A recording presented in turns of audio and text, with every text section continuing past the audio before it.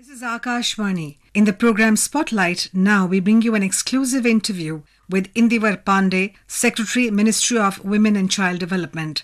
The interviewer is Bala Nagendran, Akashvani correspondent. On 10th October 2023, yesterday, Honorable Union Minister for Women and Child Development, Madam Smriti Irani, has launched India's first ever national protocol for management of malnutrition. It is a standardized national protocol to identify and provide extensive care to the malnourished. To talk about the protocol and further developments, we have with us Secretary, Ministry of Women and Child Development, Shri Indevar Pandey. Sir, welcome. Namaskar. Sir, yesterday the Union Minister has launched the protocol with 10 key steps. So for the benefit of our listeners, could you speak about those key steps taken? The composite protocol for management of malnutrition has 10 steps. The first step is growth monitoring and screening. Normally this takes place in Anganwadi center, and where we measure the weight and height of children, and we also have their record about date of birth. So based on these three parameters, we define whether the child is wasted or stunted or the child is underweight. Basic intention here at this stage, identify seriously acutely malnourished children who are in short form called SAM children, and because they may require medical care. So that is the first thing we do. And secondly, if the ASHA worker or ANM is also there, then we also assess the child for a medical complication, if any. The second step is appetite test for SAM children, where there is a standard protocol, and based on the food which is cooked in Anganwadi center, the children are provided a specified quantity of food at a particular time, keeping him hungry for some time. So if the child can take the food easily, there is no difficulty, and in that case that particular child can be managed at the Anganwadi center. But if the child is not eating the food, he has to be taken for medical assessment. Now medical assessment is step 3 in this protocol, where the child is taken to the primary health center, where by the ANM and ASHA together, and there that the child is assessed by the medical officer in charge whether child is suffering from any medical complications or not. If the children are suffering from medical complications, then they are to be referred to the nutritional rehabilitation center, which is step 4 of this thing, where the doctor decides whether the child will go to the NRC or he will be managed in the community. The fifth step is then the nutrition management, where basically for seriously underweight and MAM children there is a different protocol, and for SAM children where we provide additional food for the next 6 months for this particular child based on the requirement which is laid down in the NFSA guidelines. Next step, medical management. In medical management, child is kept in the NRC facility.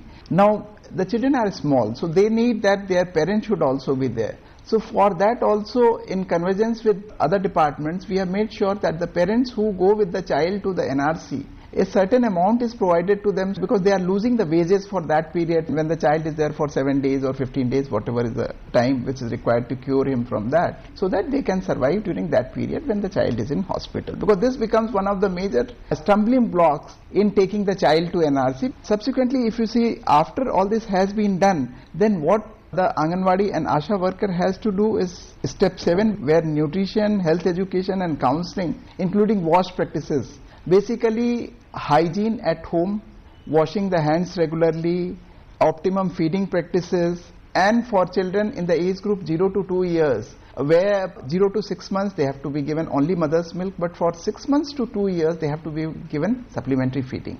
That is not happening to the extent required. So for that also regular counseling by the Anganwadi worker is required. The Anganwadi workers will regularly go to the house of the such child once a week. It's a laid down protocol that if the child is SAM child, once a week she has to go to the home, talk to the mother, see his or her growth, whether it is satisfactory. And for MAM and SUVW, other category of children who are undernutrition, for them they go on a fortnightly visit. If there are any health issues or growth is faltering, then the child is referred to the doctor again. Now what is the duration of monitoring? For SAM child in particular, we monitor for the entire growth period up to 6 years. For MAM child, it is done only for 2 months after he has achieved the normal weight. And then follow-up care is done by regular measurement of weight, of height of the children, and counseling of the parents so that they become normal children.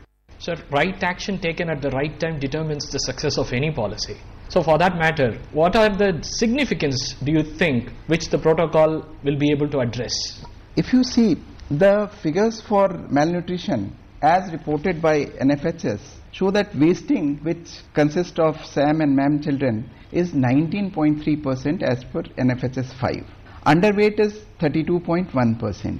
Now, we have been measuring for the last 4 months in our Anganwadis around 7 crore plus children, which are roughly 60% of the children population of India. So there we are getting the wasting figures at 6.59% compared to 19.3% which this thing showing. If you see in absolute numbers, these are by Poshan Tracker norms, 46.3 lakh children are wasted in the definition, out of which 14.33 lakhs are SAM children who need to be actively managed through this protocol. MAM children are 13.06 lakhs, again monitored through this, and underweight are 1.27 crores. But NFHS data somehow or other, which is based on data from 6 lakhs families, shows roughly 3 times the prevalence of malnutrition compared to what we are getting in real-time basis through our Poshan Tracker, through our measurements in Anganwadi. So this is one good thing. More importantly, for the country, we have been able to identify each and every child who is malnutrition.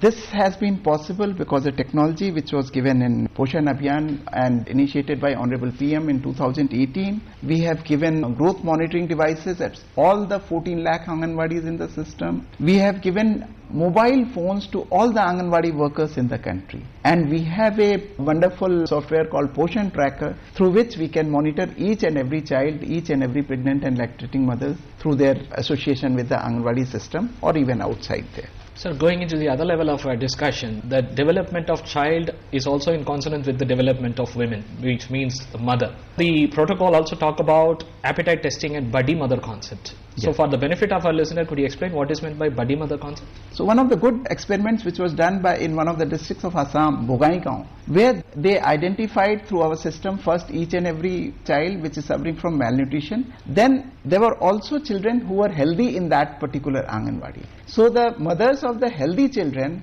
and mothers of the malnutrition children, one mother who is taking good care of her child who is healthy was connected with the mother of a child who is suffering from malnutrition. And the same way how this lady has managed her child was brought to the notice of the other mother, and they together worked together to ensure the child who was suffering from malnutrition also became a healthy child in a very short time. So roughly the malnutrition levels in the districts were brought down to almost 1.59% from whatever was the initial percentage. Firstly, it is kind of a Jan Andolan where Speaking further about women development, the ministry has been taking various initiatives. So could you highlight us the achievements of the ministry for the past 9 years?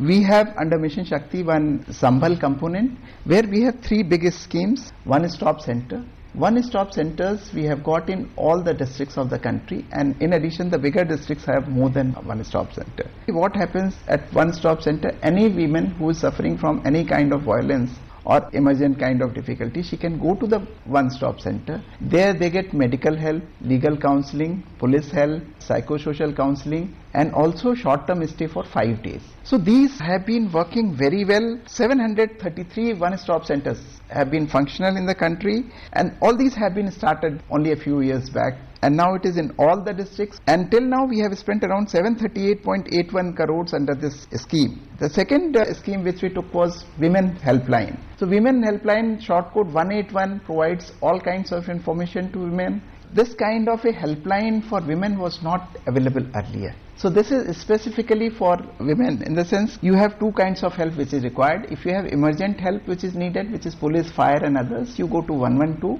and 181 provides information about women's schemes, counseling and all other kinds of schemes.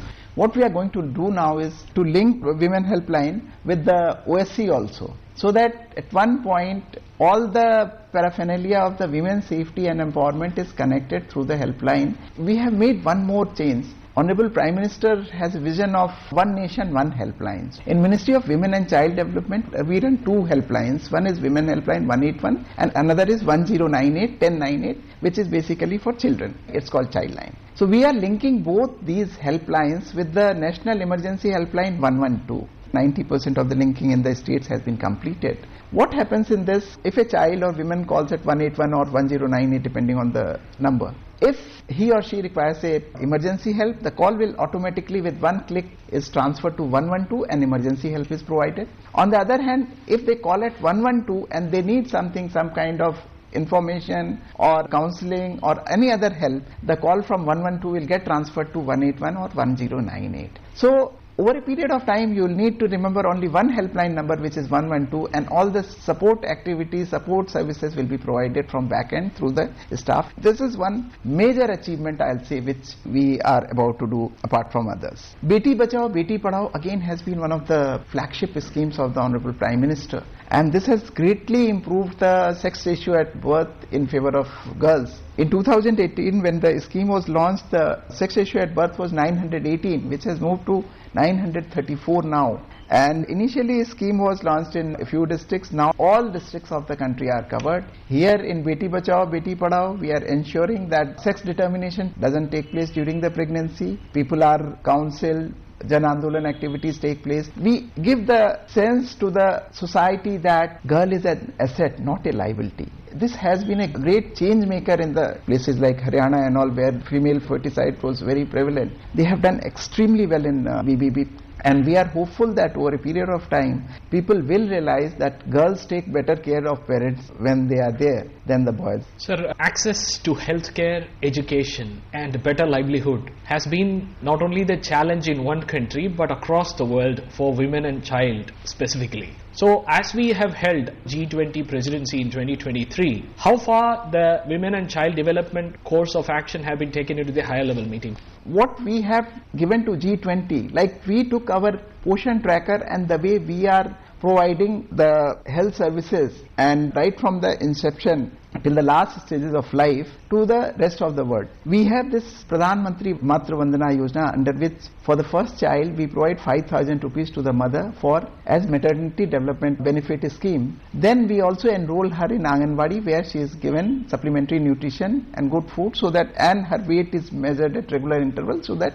she is healthy and gives birth to a healthy child. If the child is born healthy, automatically 90% of your problems are solved. Because with a healthy child is great foundations. We take them to Anganwadi. We have good system of Pradhan Mantri Ayushman Kendras all over the country now, which are functional for the primary health care. The child is getting the education in the Anganwadi up to the age of 6, and then he or she automatically moves to the right to education through the Samaj Shiksha. At the same time, there are schemes by states where they give transport facility to girls so that they can go to the schools or colleges which are slightly far away. So these kind of things have given a large boost to educational empowerment, and there are a large number of schemes like Pradhan Mantri Mudra Yojana, where 68% of the beneficiaries are women. We also have ensured that total parity in jobs. No job in country is there which is not open. From this year, women are going to National Defence Academy, women are fighter pilots, they are in Navy. Then our bill for the reservation in Parliament, this will make sure gender equality will be probably one of the top 10 countries. We took our Poshan tracker to these countries, how we are monitoring the children from birth till age 6. We also talked about our health system, our education system. We talked about digital empowerment, how digitally we are providing the services. I'll give one example. In Pradhan Mantri Matra Vandana Yojana, there is no form. Everything is done on the mobile phone, where the Anganwadi worker or Asha worker fills the detail of the beneficiary, and it automatically moves through the system through approval and subsequently through payment. So digitalization has been a big.